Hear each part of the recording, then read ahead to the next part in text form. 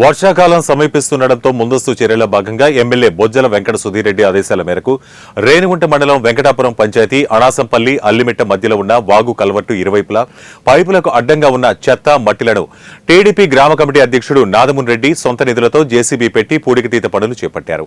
ఈ సందర్భంగా నాదముని రెడ్డి మాట్లాడుతూ ప్రతి సంవత్సరం వర్షం వచ్చినప్పుడు అల్లిమిట్టకు వెళ్లేందుకు ప్రజలు ఇబ్బందులు పడేవారన్నారు. పూడికతీత పనులు చేపట్టడంతో అల్లిమిట్ట గ్రామ ప్రజలు హర్షం వ్యక్తం చేశారని తెలిపారు.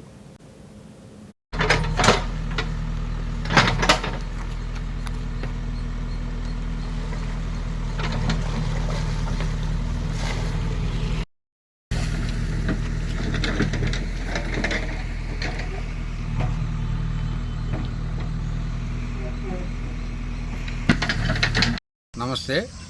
ఈ అన్నాసంపల్లి అల్లిమిట్ట సంబంధించిన మధ్యలో బ్రిడ్జి ఒకటి, ఇది బ్రిడ్జి నిర్మాణం ఉండేది.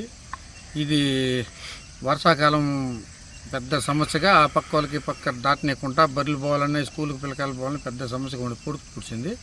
మాకు కెపల్లితో నీళ్ళు తిరుపతి నీళ్ళన్నీ వర్షం వస్తే ఇదే బ్రిడ్జి పైన దాటనేకుండా ఉంటే పూడిపోయిన వల్ల ఎమ్మెల్యే ఆదేశాలతో నా సొంత పర్సనల్గా ఇది రైతు మన జనాలకి ఇబ్బంది లేకుండా ముందు చర్యగా ఈ పూడికలు తీసేయడం జరిగింది.